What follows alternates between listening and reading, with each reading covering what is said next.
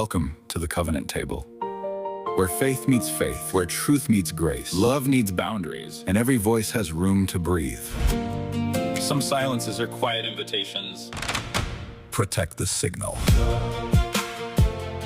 Protect the signal.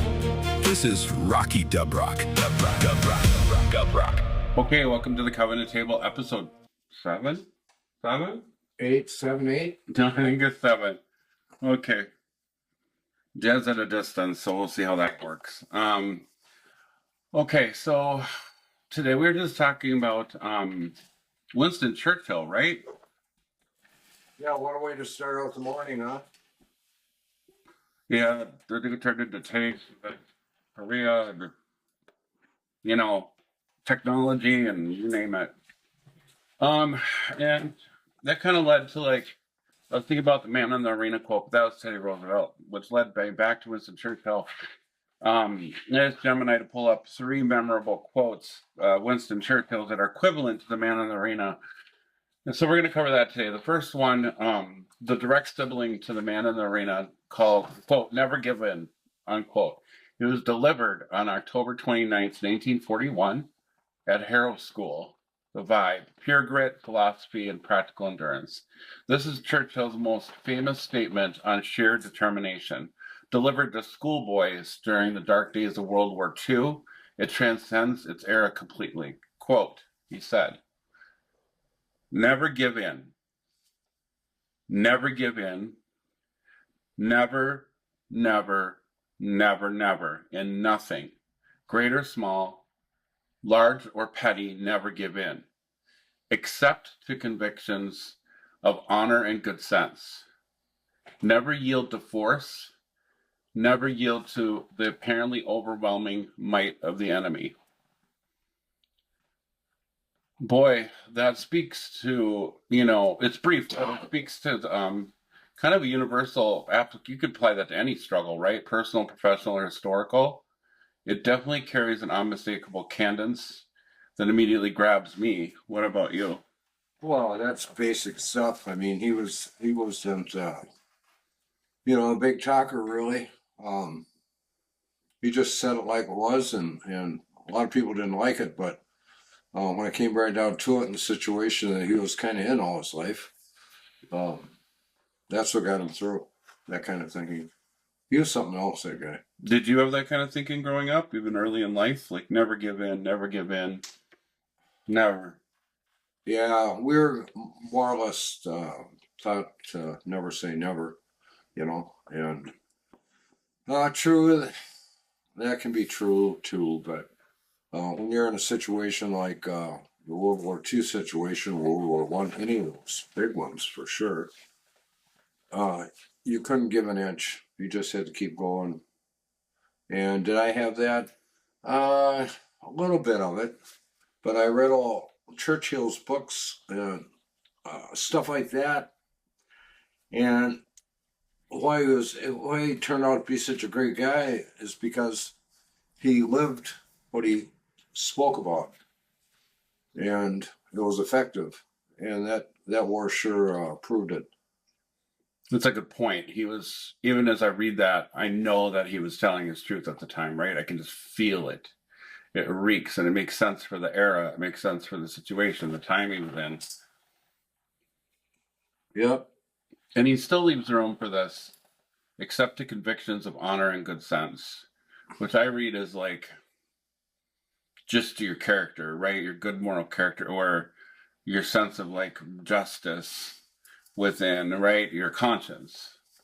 Well, So he never said he couldn't be wrong, and he was always looking for, some feedback on some of the stuff he did, and whether he accepted it or not, that was beside the point. He was open to it. Mm-hmm. And I think all great leaders have to be like that, because they're not perfect either. And once in a while you get somebody that's a superstar in a certain area, and you got to support them, let them talk. Give them the table for a little while. Throw your rank, throw your hats, whatever you got, makes you the big shooter. Throw it in the middle of the conference table and, hear people out, see what they have to say. In my world, we call that subject matter experts. I always surrounded myself with them. Never assumed I knew something about a subject I knew nothing about. I mean, I knew how hard it was for me to learn my area of field and co-occurring disorders, memorize the DSM. That took almost everything out of 12 years of learning. So why in the hell would I think that, I know better than the nurse does about my ear infection? Right. Stupid, Okay. Well, the next the next speech I'm going to bring up is their finest hour. It's titled The Finest Hour. It was delivered on June 18th, 1940 at the House of Commons. The vibe was high stakes, noble duty, and historic weight. Delivered right after the fall of France, Churchill rallied a nation standing almost entirely alone against Nazi Germany. He reframed a terrifying crisis into a defining moment in human legacy. I love that word, reframe. Quote, "Let us therefore brace ourselves to our duties, and so bear ourselves, that if the British Empire and its Commonwealth last for 1,000 years, men will still say, this was their finest hour." Unquote. Talk about a high pressure moment, right? Right. Very simple statement. I don't need any explanation. He got a lot of flack all the time, of course. Politically, they wanted to crucify him. And yeah, he was the man for the job. Even the king finally threw up his hands and said, "You're the man, Winston. Get us out of this mess." And he took it on. Yeah. It's almost always that the person that leads is the one that's crucified for a while. Yeah, and then he was crucified immediately after. Of course. Here come the libs, and here come the operators. And Great Britain had gone through a lot of struggles during that period, and Churchill was going to keep that struggle going because that's what it took to rebuild the country. And of course, you get a couple politicians coming in there going, "Oh, we don't have to do that. We're not at war," And they got rid of them. It's too bad. But that's what happens. Once the main threat's gone, here come all the other guys that have been hiding behind the tree during the whole, shooting match. Yeah, right. Hide behind the trees. Yeah. Not in the situation room, right? They're not in the situation room, they weren't qualified, for one reason or the other. Yeah. Yeah. Well, I know I can relate to like that feeling of just in spirituality we call that being in the fire, right? You feel like you're standing alone, entirely alone, against a opposable force that sometimes you can't even see it. You just feel it. In this case, obviously they could see it. It was practical, but that feeling of like just in your darkest hour. Yeah. It happens internally as well as it happens externally sometimes. Right. Yeah. Yeah. Okay. The third one, the unfiltered reality hook. So, okay, that's what I titled that for the show. Blood, Toil, Tears, and Sweat. Delivered May 13, 1940. First speech as Prime Minister. The vibe at the time, absolute candor, radical transparency, and focus. Churchill offered no sugar-coated promises when taking power during a global catastrophe. Just raw truth. That's what I appreciate about him. Quote, "I have nothing left to offer but blood, toil, tears, and sweat. You ask, what is our policy? I can say, it is to wage war by sea, land, and air, with all our might. You ask, what is our aim? I can answer in one word. It is victory, victory at all costs. Victory in spite of all terror, victory, however long and hard the road may be." Unquote. Boy, you don't get something that simple anymore, do you? No, Trump is, touts that a lot. Nowadays, I don't know. I think other presidents talk the talk, but they didn't walk the walk, and Churchill did. He was right out there, and he had his own way of doing stuff, and it wasn't conventional for sure. You take a guy, he's getting nailed by every political person in the country. on one hand, and then he's got the Germans and the Italians and the rest of them after him on the other side. And he's got the United States not in the war yet, so he had to come over here, and kind of make a side deal and to get the support that he needed. And he did all that. He jumped on the ship and came over here and took a bath in the White House and had dinner and did his thing and went back to Great Britain with a pocket full of hope, which the United States finally supplied. But not saying Great Britain couldn't have done it without us, but it would have been a lot longer war if for the United sure. States was Before we involved. step away for a quick break, I wanted to share something that's very close to my heart. As we talk about building this table and choosing hope, I want to invite you to look at another part of this journey. My mom, Mary Melody, and my Aunt Penny have started their own show called Artfully Tailored Conversations. It's a space where they share their creative hearts, their wisdom, and the quiet ways they see the world. And honestly, they're doing beautiful work. We're being transparent here. We'd love to see their message reach more people. If you're someone who values these kinds of stories, if you believe in the power of unconditional love and supporting one another as we grow, we have a small request. If it would bring you joy to be a neighbor to them in this way, would you consider heading over to Apple Podcasts and leaving them a like or a kind review? There's absolutely no pressure. We only want you to do it if you feel led to help a couple of creative souls find their audience. It's a small act of kindness, but it helps the digital librarian know that their voices matter. Thanks for listening and for being part of this family journey with us. Remember, faith is our foundation, and love is always the signal. We'll be right back after this.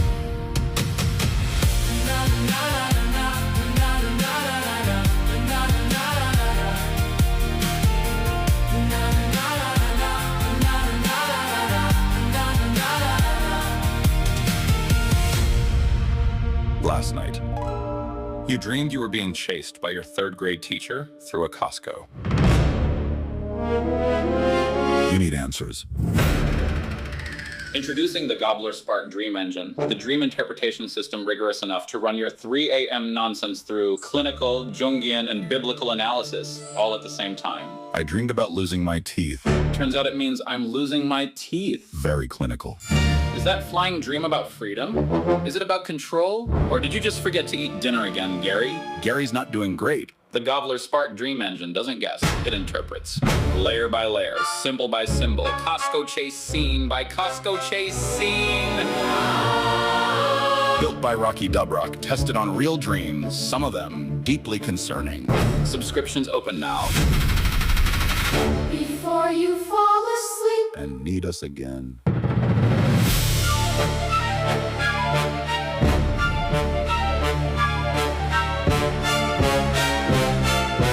Not a substitute for therapy, a priest, or telling your teacher you're sorry about the Costco thing. Welcome back to the Covenant Table. We're so glad you're still with us.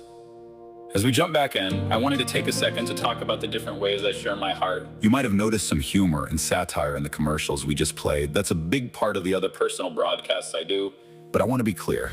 The Covenant Table isn't a satire show. This is our sincere, heartfelt space for family truth. However, we do believe in the spirit of joy.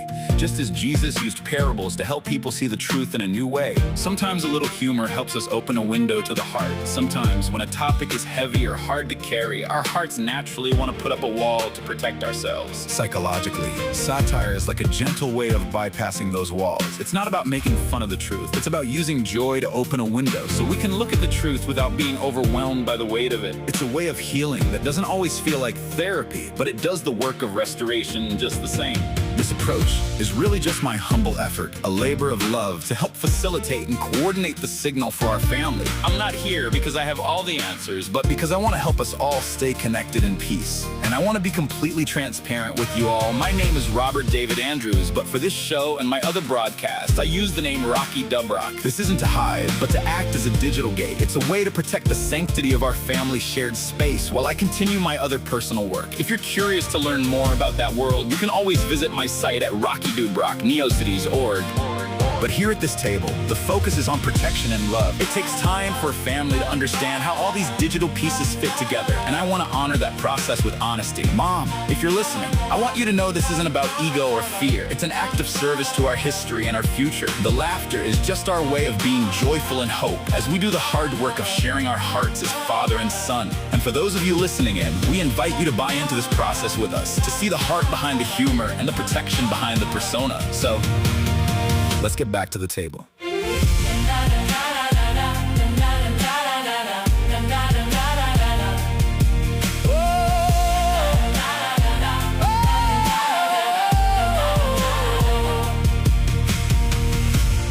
We're going to move on. Welcome back. We're going to move on now to Abraham Lincoln. 3 moments that had historical gravity and make for, I think, just align with what we're talking about. So, 1, the ultimate masterpiece, the Gettysburg Address, November 19th, 1863. The vibe at the time, ultimate sacrifice, purpose, and enduring mission.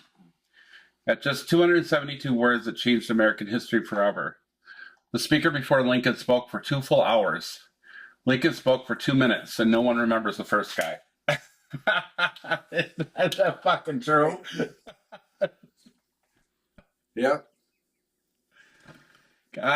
Goes to show you, right? Just the right words. Yeah, I don't know if this was the same one, but at one of these debate things, they had, when he was running for president, I think it was in like a country farming community or something like that. And all the, competition got up there and gave their little speech, a big speech. Mm-hmm. And it was kind of a hot day and boring talk, same old political rhetoric. Bullshit. Yeah, he got up, last guy, so he got up there and he goes, hey, okay, let's all just go have a beer and get something to eat, That was his speech. Well, he got to be president of the United States because of it. It's like, it's about time, Yeah. Yeah. Okay, well, he said, quote, the thing that everybody remembered except for didn't remember the 2-hour guy. Quote, the world will little note, nor long remember what we say here, but it can never forget what they did here. It is for us the living, rather to be dedicated here to the unfinished work which they who fought here have thus far so nobly advanced, that government of the people, by the people, for the people, shall not perish from the earth, unquote. Still relevant today. I mean, these guys, they were something special. And I don't know, as far as, presidents go, I don't know nothing about George Washington, really. I know he was really a good technician, and I don't know about his personality and if he had some charisma or what his deal was. But I know these guys that we're talking about this morning kind of had both, but they're a little light on the charisma stuff, I guess. And I don't know if they work today or not. He said, still relevant today. The government of the people, by the people, for the people shall not perish from the earth. How do you see it relevant today? That's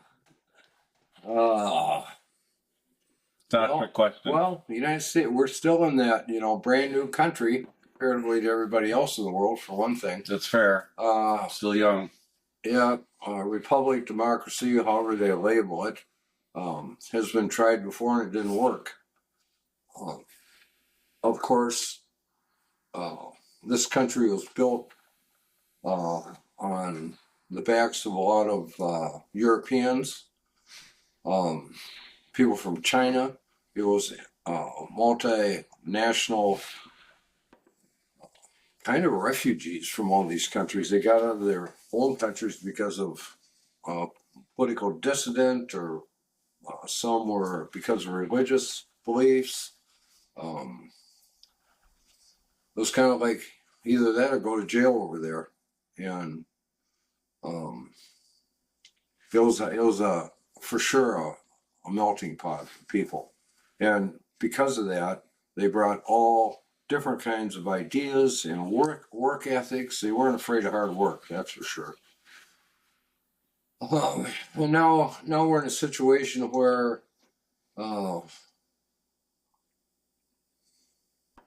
all those immigrants that came here have rose, you know, to good citizens, powerful people in the country, made the United States what it is today. Um, I don't know what's going on today. Because we have a lot of immigrants still. We have a lot of people coming into the country. I don't like some of it. I don't know that much about it. What the real deal is.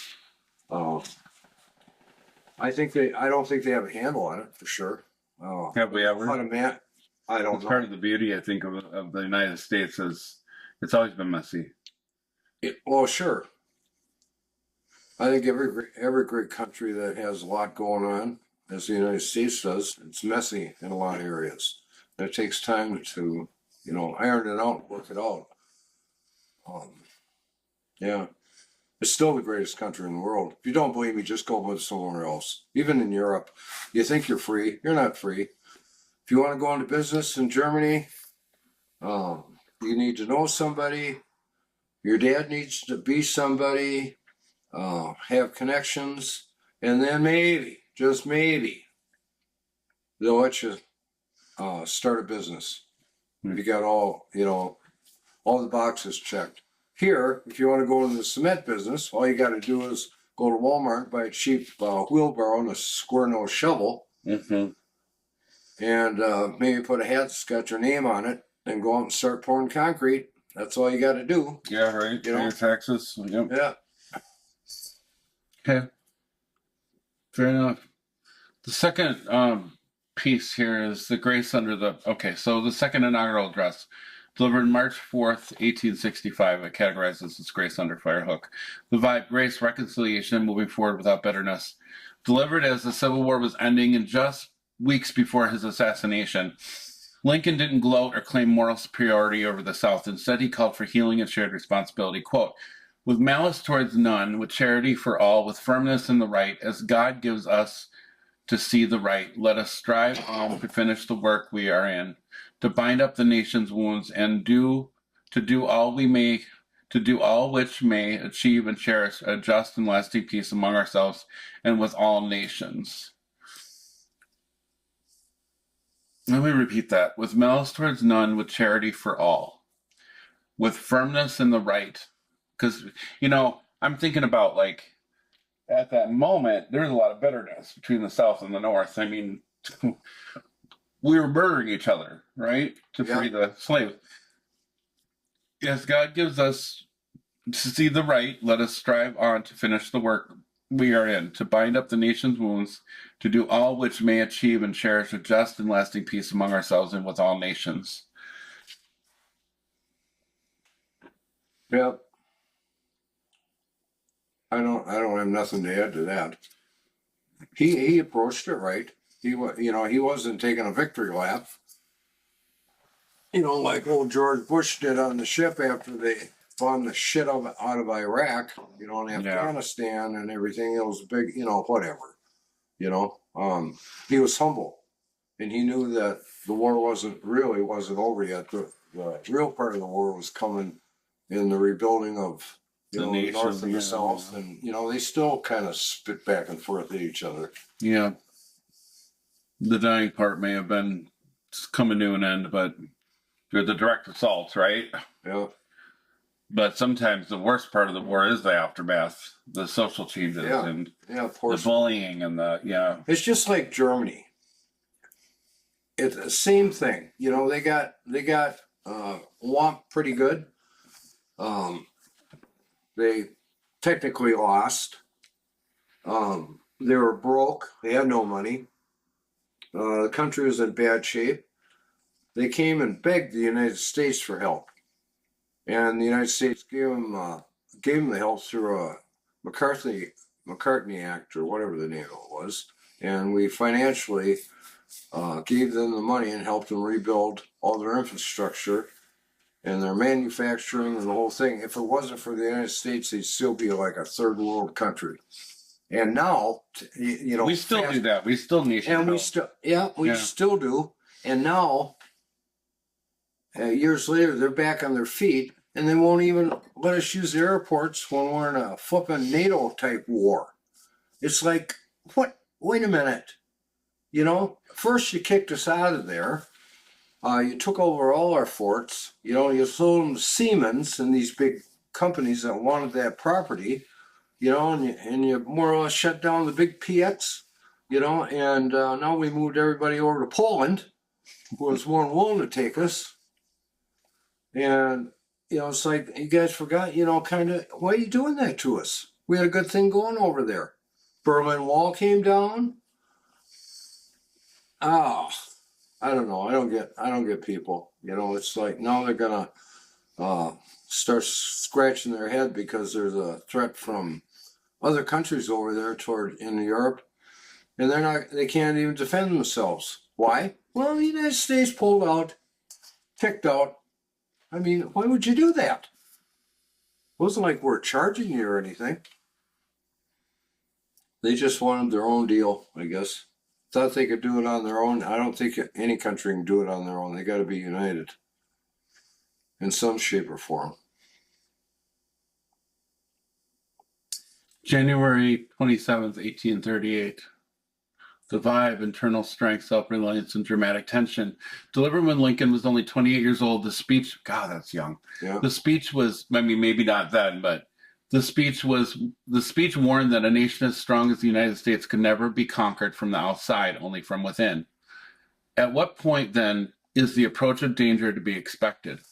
I answer, if it ever reached us, it must spring up amongst us. It cannot come from abroad. If destruction be our lot, we must ourselves be its author and finisher. As a nation of free men, we must live through all time or die by suicide. Well, that fall from within is true. You know, the Roman Empire, that's how they went down. Most powerful country in the world, they were really kicking ass. And I know they did some, you know, horrific stuff. I get that. I get all that. But they still got taken down. And it was all internal. And it took a few years to take them down because they were strong. And I don't know. It's just the way it goes. Rise and fall. Yeah. Game of Thrones. Yeah, they come and go. And it's only because of internal fighting and non-leaders leading the country. That's what it is. A true leader wouldn't allow that, or he'd put a stop to it. And eventually they kick him out because nobody likes that. You guys mean, you know? Yeah, it's a big cycle. I really like this because I think it speaks to like even our self-defeat, right? It's not the world that we like to blame the world. It's all the external factors that sometimes take us down in life, right? Those are just circumstances, obstacles, whatever. It's almost always our own internal state. Yeah, that's true. You take yourself down. Yep. Yep. And that's true on a group consciousness level too. As a nation, we have our own group psyche as a whole. And it's going to be in a various state of health given any moment, right? Just like an individual is. That's why voting is important. That's why participation is important. Yeah, That's every why little thing you do like that. Let's talk about voting because the midterms are coming up and we just had our primary in Minnesota. We're going to take a quick second to clear the air. Grab a cup of something warm, find your seat, and hold that thought right where it is. The table isn't going anywhere. Step away for a moment. But keep the signal clear. We're just heading to commercial. We'll be right back here At the Covenant table.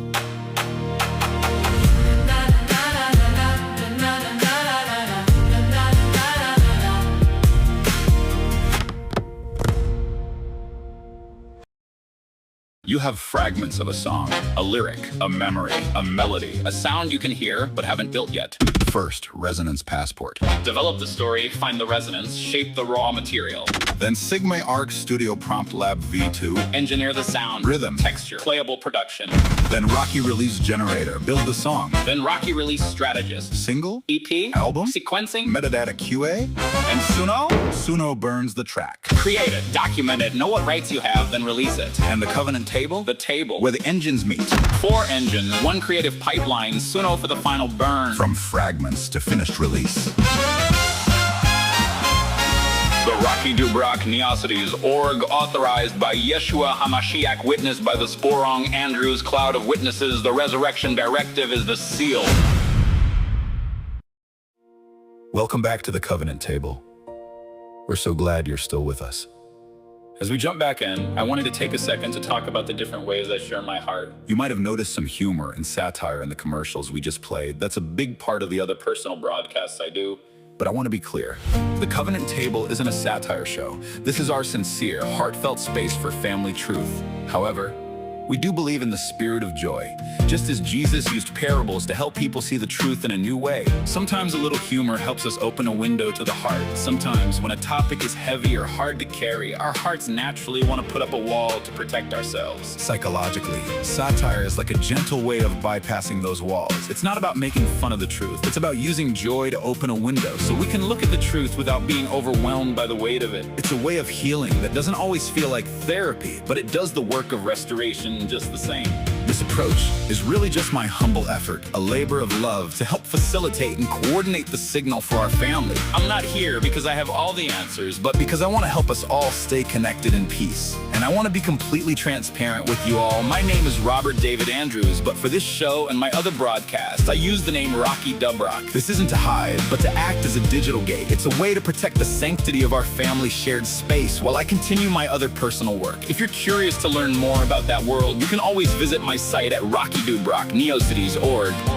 But here at this table, the focus is on protection and love. It takes time for a family to understand how all these digital pieces fit together, and I want to honor that process with honesty. Mom, if you're listening, I want you to know this isn't about ego or fear. It's an act of service to our history and our future. The laughter is just our way of being joyful in hope as we do the hard work of sharing our hearts as father and son. And for those of you listening in, we invite you to buy into this process with us, to see the heart behind the humor and the protection behind the persona. So, let's get back to the table.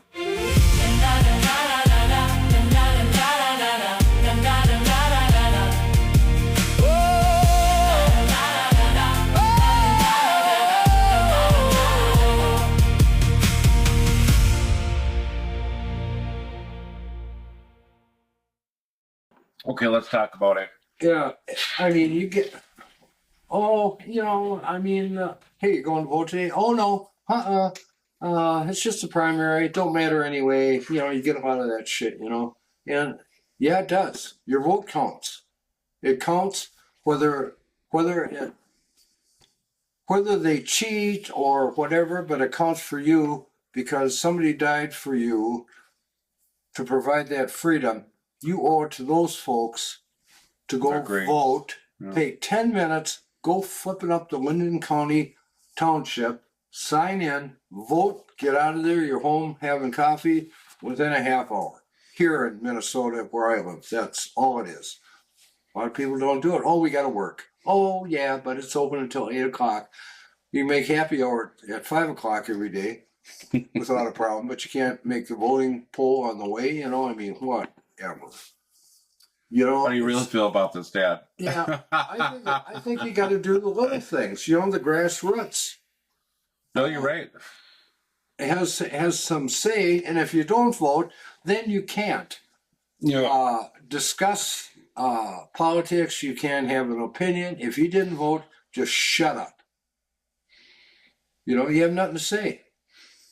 Shouldn't.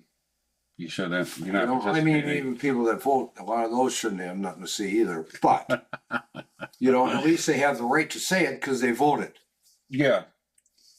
Yeah, I agree with that. I think just with our own family history and the cloud of witnesses and all that, learning about our ancestry, like everybody that went before us that died, you're right. It's like an insult to their lives when they fought and died so we could even have a township to go into to fill out a form, regardless of how you feel about all the voting noise, Yeah. we're still doing it, all these hundreds of years later. That's pretty amazing. So when they say your vote counts, that's exactly what it means. It counts. Now, who's counting those votes? We won't get into that today. Yeah, we're not going to get into that today, but it's true. There's that other side too that tries to swing it their way, and over the last 4 years, they succeeded in a lot of different ways, and it took a long time to shake it all out, but it's getting shook out, and hopefully they can put a stop to it. There's psychological value in just doing the act. Right, for yourself. Significant, yes, Yeah. eternal. And so, and I say that as somebody who knows DSM-5 well. Like, you can sit there and you can make excuses all day in the world of why you're not going to do it because you're listening to all the talking points. But at the same time, at the same time, you're only hurting yourself. You're only stopping yourself, because when you go do that act, it's the act. The mind resolves, right? I did my part. Let go and let God after that, right? Yeah. It's one less we call cognitive dissonance when you get too much stuff caught up in your attic in your head, and there's all these things that you never clear out, right? Right. I don't know anybody that has a lot of that going on. So, for your own mental health, it's a good thing to do. And just participate. Whether you like it or not, you're part of the country, you're here. Right. If you have the right to vote, vote. That was in, I think when we were in the county building, CPAT, whatever it was called the other day, seeing about assistance, read something. Oh, they had a thing about felons, because when I came out of prison, I couldn't vote while I was on probation. Even that's changed. Now you can. Yeah. It's the only time you can is when you're actually in prison. I mean, Queen Victoria said it way back in the day when they were getting What'd she say? attacked. Open the prisons. It's their country too. Yeah. Get out there and fight. Yeah. What's the difference? Maybe you're sitting in jail somewhere. You're, not even guilty, or even if you are guilty, you're trying to, I don't know, do yourself a favor, fix yourself a little bit or something, or whatever, but you should still have the right to vote. You should have the right to be a human when you're in prison. That would something they take away too and make you a number. But that's a whole nother conversation for another day. Yeah, I know it. Well, this has been interesting. We've gone through Winston Churchill, Abraham Lincoln, Teddy Roosevelt. Dad made a statement, so he'll be maybe infamous. We'll see. Well, you never know. I'm usually quoting somebody else. I just forgot where I read it, or forgot I read it somewhere. Yeah. You got anything else? We're a little late on the podcast this week. We apologize, but we got it done before the end of the week. Yeah. You'll be out today. Yeah, we need 8 days a week, I tell you. That song, The Beatles, 8 days a week, it's true. 8 days a week. And no, they weren't the demons getting off the plane in New York City. That's for all the Baptists out there. Does that cover the evangelicals too? Oh, yeah. They kind of lead it. No offense, come from that kind of family. So, all right. I don't have anything else for today. We're already over time. Let's think about next week, and I'll be thinking about some of these quotes this week. I don't know about the rest of you, but truth stands the test of time. That's the bottom line. So think about your thinking this week, and maybe go back and read a couple of these books. Yeah, these. Oh, for sure. There's some great books by these authors, right? And maybe all of it doesn't apply to our cultural context now, but these truths are universal. They transcend time, and they don't just apply to the external; they apply to the internal. So it can't hurt. Yep. With all the stuff out there to read, some of that stuff is probably the best read you'll ever have. Still is. Yeah. Yeah. Okay. All right, From the Robert. Good forge job. to the Good mind. job. See you next week. All right. Every story finds its time. Raise your voice and pass the key. Our song lives in you and me.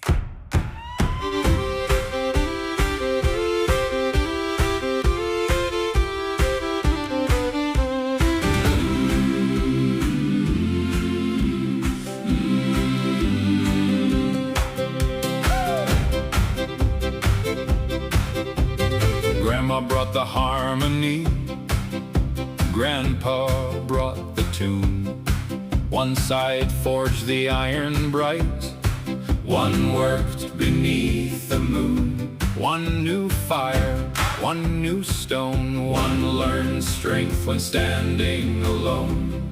Now the old songs call us near, every generation's here. Strike the iron, lift the light, sing together through the night. From the forge to the mine, every story finds its time. Fire above, coal below, love keeps teaching us to grow. Turn the key, don't fear the flame. Every heart can heal the same. From the forge to the mine, every story finds its time. Uppsala still hums the tune, Pennsylvania joins in soon. Sunday harmonies fill the air, every voice has something to share. Not just history on a shelf, every verse rewrites itself. Pull a chair and sing along, you belong inside the song. Shalom! Peace to those who've come before, peace to those who'll come once more. May our stories carry truth, may our laughter carry grace, may love always leave a place. From the forge to the mine, every story finds its time. Raise your voice, pass the key, leave a lighter legacy. The ancestors sang before us, now it's our turn. Let the dove land where it may.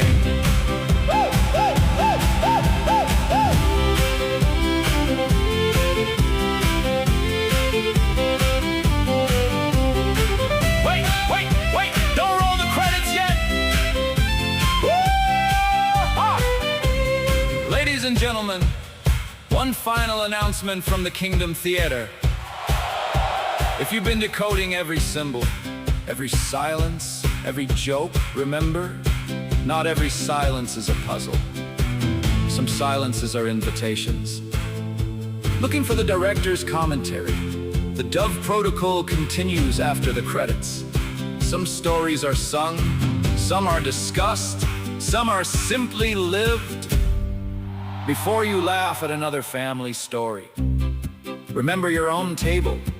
The Kingdom audit begins at home. Be kind to the ushers, be kind to the builders, be kind to one another.